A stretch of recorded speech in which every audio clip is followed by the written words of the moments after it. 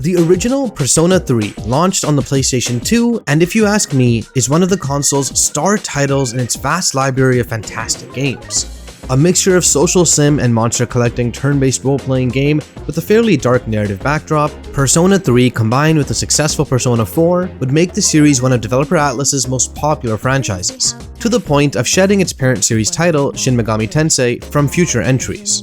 Persona 5, in particular, found an even bigger audience and spawned itself a franchise that still gets content even today. So it's a bit of a shame that, despite being the one that started off the series' popularity, Persona 3 in its full glory couldn't be played outside of the PlayStation 2.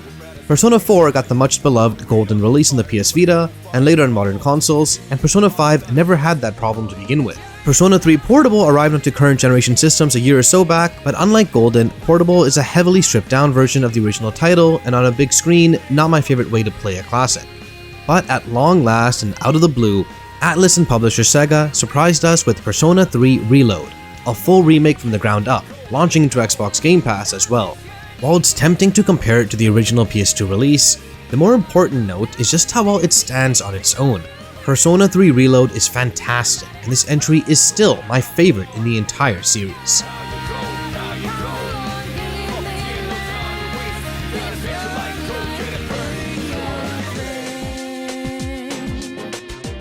In Persona 3 Reload, you take on the role of a transfer student at Iwato Dai's Gekkoken High School, a well-off school stationed uniquely on an island off the coast of the city.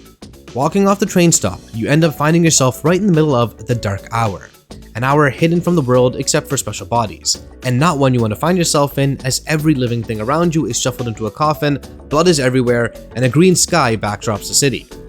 Somehow, you make your way to your dorm unscathed, end up signing a contract, and meet one of the dorm members holding a gun.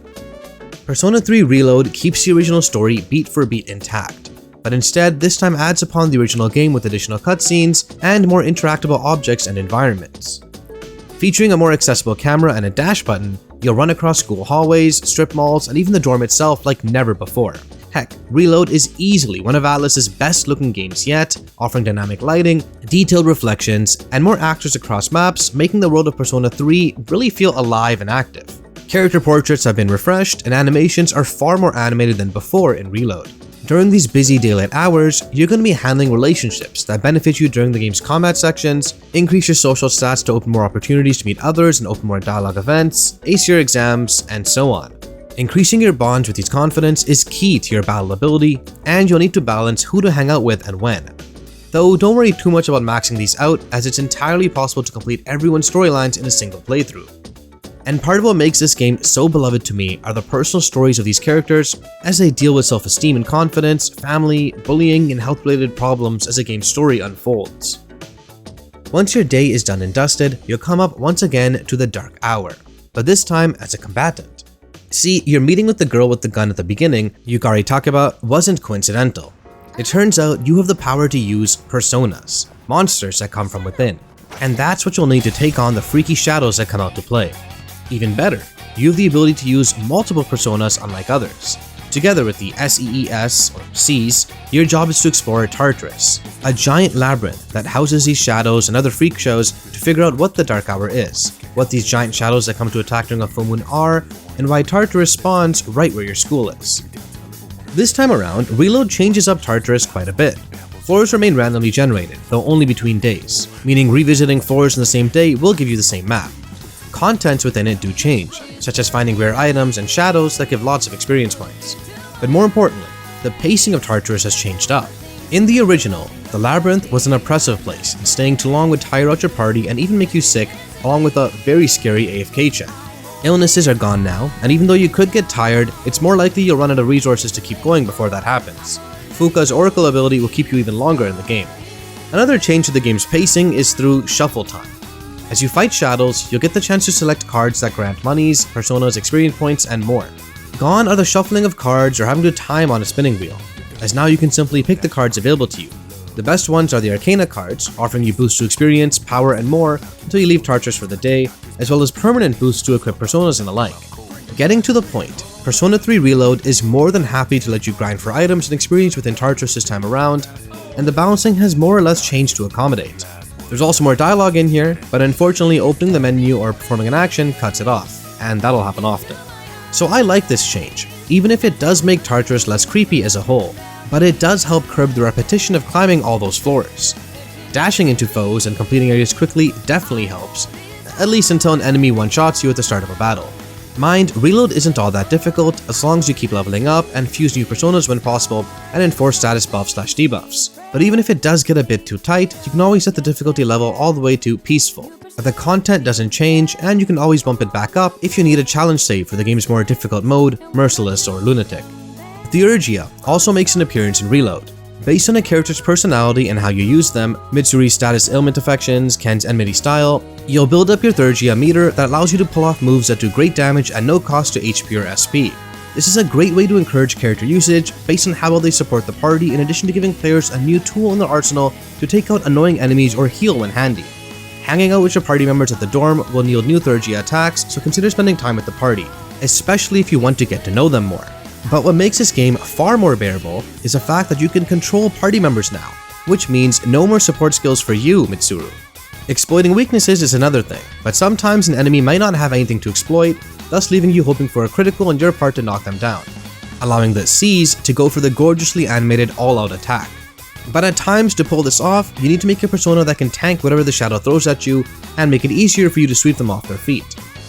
Outside of Tartarus, you'll have access to the Velvet Room, a room only you can see with 2 permanent residents who are there to help you on your journey.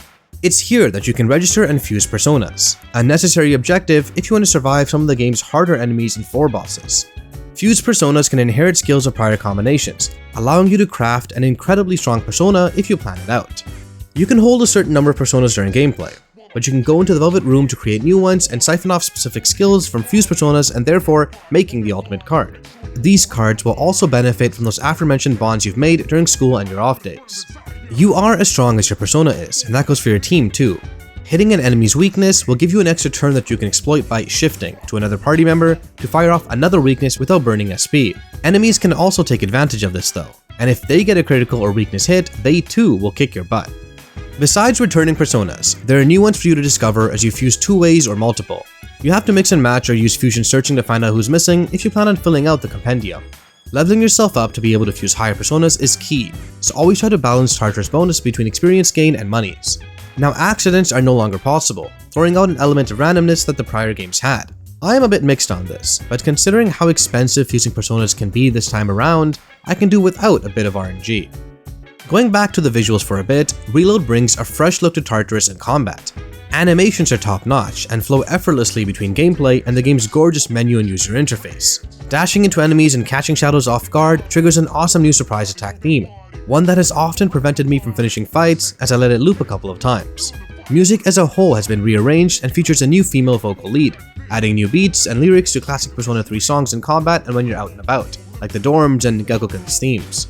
But what I love the most about Reload is playing what was an already fantastic game with a fresh coat of paint and new quality of life options.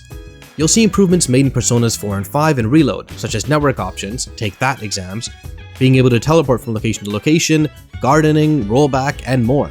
More importantly, Persona 3's early to mid-2000s story stays intact, getting a few additional scenes and giving everyone a new set of C's outfits that I can only describe as wicked.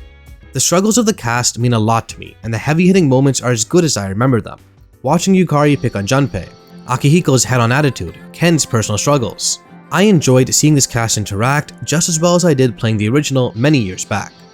The game also cross-saves between PC and Xbox effortlessly, and the PC version holds up generally well. On an Xbox Series X, the game runs at a full fat 60 frames per second with what I can only assume to be near 4K resolution, and the game shines. On PC, your graphic options are limited, and scene demands vary. Many areas don't even turn on the fans of either my GTX 1070, RTX 3060 and 3070, but other times I'll watch the frame rate tank due to the reflection settings being enabled. Stutters are infrequent, but otherwise the game was perfectly playable. Even keyboard controls turned out better than I expected. Heck, I thought developers had forgotten about IJKL for camera control. But what I think Persona 3 Reload does best is that it brings one of my favorite Persona games to a new audience and excels at it. The visuals are gorgeous, the pacing isn't overly stretched out, the combat is fun and fluid, and the story is great. Anyone can get in on this game's excellent blend of school life and role-playing genres, and I can wholeheartedly recommend this game not just because Persona 3 is a classic for me, but because Persona 3 Reload is genuinely fantastic.